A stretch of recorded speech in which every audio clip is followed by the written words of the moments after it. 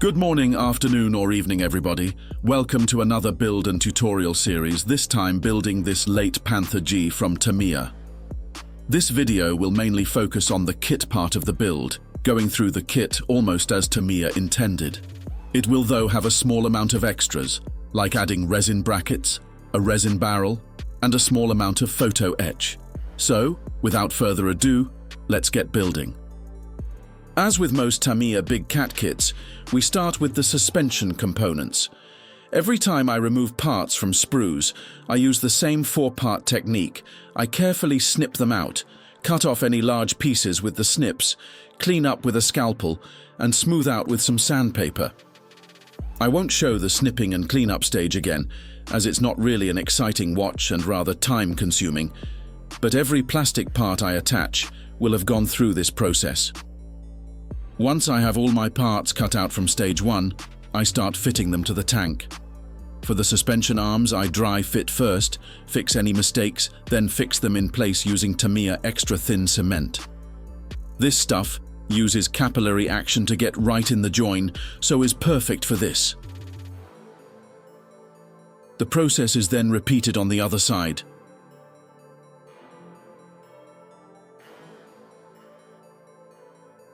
Once all fitted, I put the hull down on a flat surface and ensure all the suspension arms are level. A couple more components are then added to the front section, including this extension for the drive section of the hull.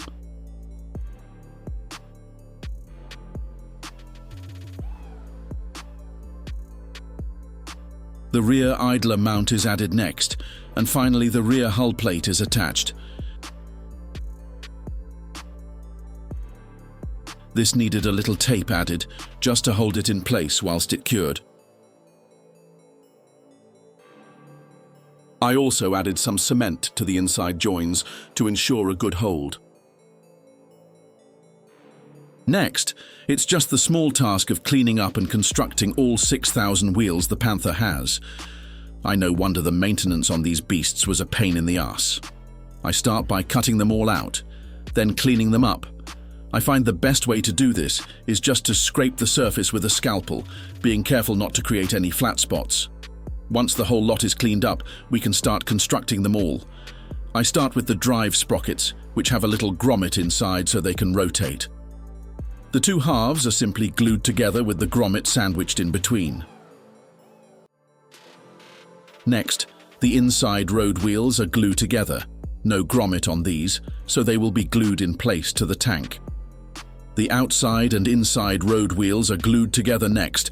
There's no fixing position on these ones, as they were designed to be glued in place straight onto the tank, but I like to paint my wheels separately, so I carefully line them up as best I can. Finally, the rear idler is fixed together, is a simple 3-piece setup with a grommet sandwiched in between.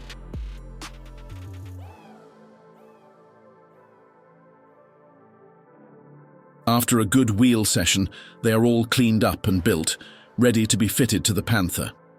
Before I can fit them, however, I need to attach the front drive shafts for the sprockets to go onto. Same procedure here, extra thin cement followed by the quick dry cement to ensure a good hold. Now we are ready to fit the wheels. I'm not gluing them on at this stage, purely on for the rest of the build phase, as I will remove them for painting and weathering of the hull. As they are designed to be glued and fitted straight away, it's a bit of juggling act putting them on. I have to almost push them all on at the same time. Once fitted, I put a bit of blue tack on the inside wheels to roughly hold them in place.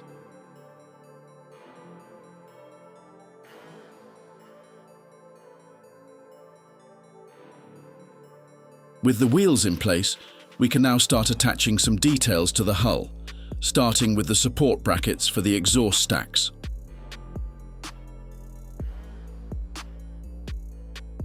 I then attach the tow hooks. These don't require any glue and simply clip in place. Next, the heavy-duty tow hitch is fixed onto the rear. With those details attached, I construct the 2 exhaust stacks. Very simple, just the 2 parts that go together seamlessly. I don't glue them in place at this stage, as I will paint them separately. I do, however, test fit them to the hull.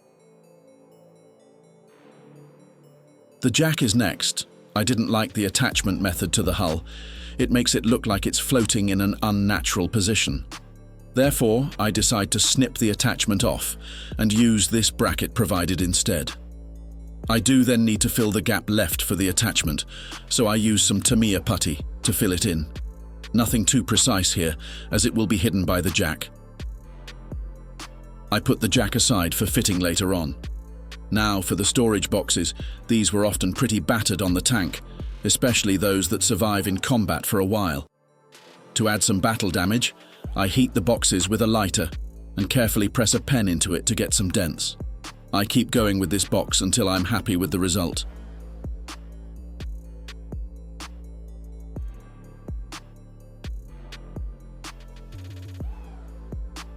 For the second box, I add some bullet holes in addition to the denting. I started by heating some wire and trying to pierce the box with this.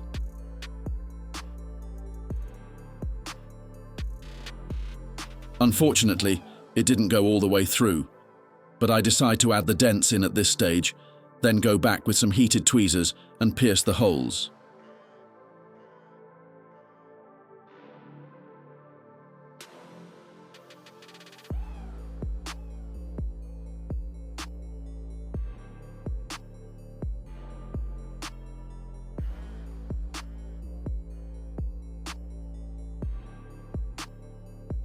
Once I have the holes and the dents I want, I drill out the rear side of the holes to give the impression of thin metal. I then go again with the tweezers to widen further. Finally, I go over the holes with the quick dry cement to smooth them out a wee tad. With the boxes complete, they are now applied to the rear of the hull.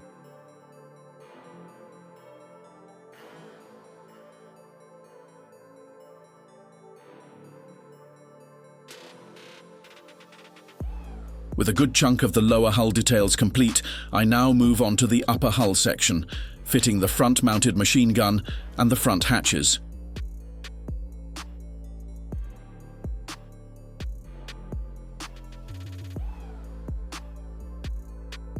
Now I can mount the top section of the hull to the lower section.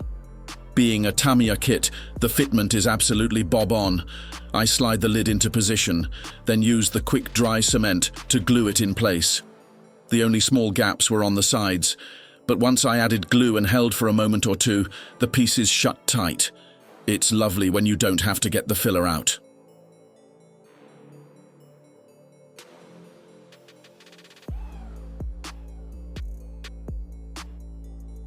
The rear deck details are next, starting with the deck vents. At this point, the photo-etch grills had not arrived yet, so we'll fit those later. The engine hatch is then fitted. There was a few little bits to construct here, but nothing crazy. This is followed by some little hooks that need fixing into position, again just using the extra thin cement.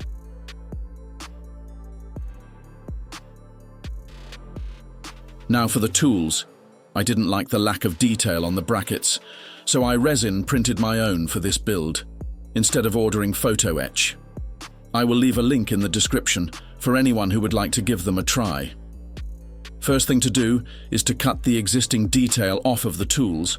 I just scrape away with a scalpel until the detail is small enough to fit my resin bracket over the top. I then test fit this to the tool mounts that will eventually be fitted to the tank.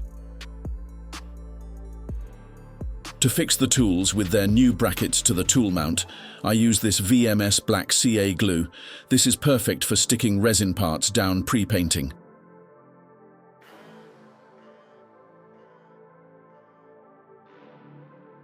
The same is done with the shovel, but as the front attachment is plastic, I use the cement for this.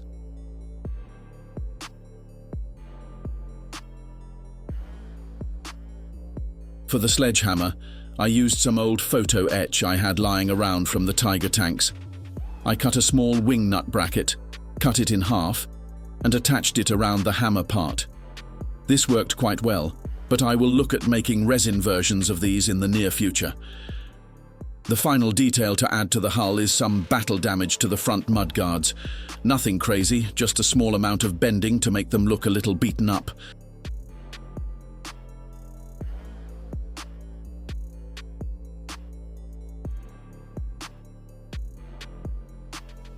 With all the parts cut out and made up for the lower hull, I now move on to the main event, the turret. There is a small amount of cannon details to construct, then the mantlet bracket is attached using a nut and bolt that is provided. This allows the gun to move in a vertical motion. It's a little tricky knowing how tight to do it up, but a little trial and error works well here.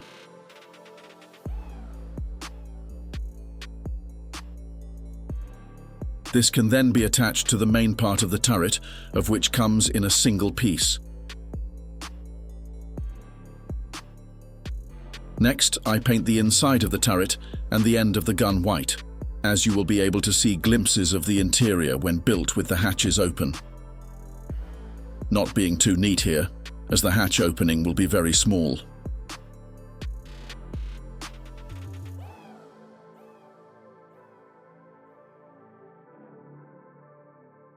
I constructed and fitted the rear plate of the turret and the workable hinge. Unfortunately, the battery died in the camera, so I didn't record that part. It is, however, fairly simple, and the workable hatch is quite neat.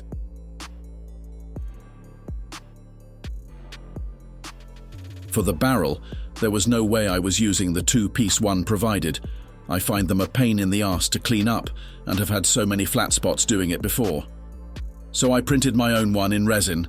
This one was a first-off prototype and not quite perfect, but it will do. The files are still a work in progress to get them good enough for the market, but it will be coming out soon. The mantlet can now be attached to the bracket on the turret.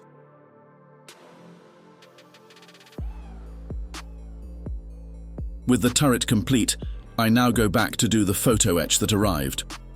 This small mesh pack from Edward is simple to apply and adds some really nice detail to the rear deck. I carefully cut the pieces from the fret with a fresh scalpel blade.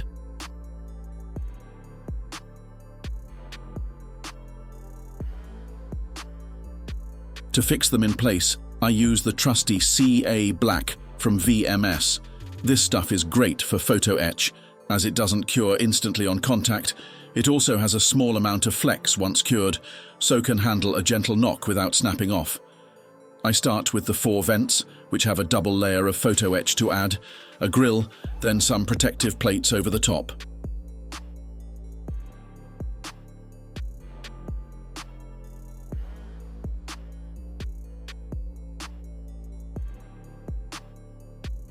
Next, I add the circle mesh pieces that go over the top of the fans.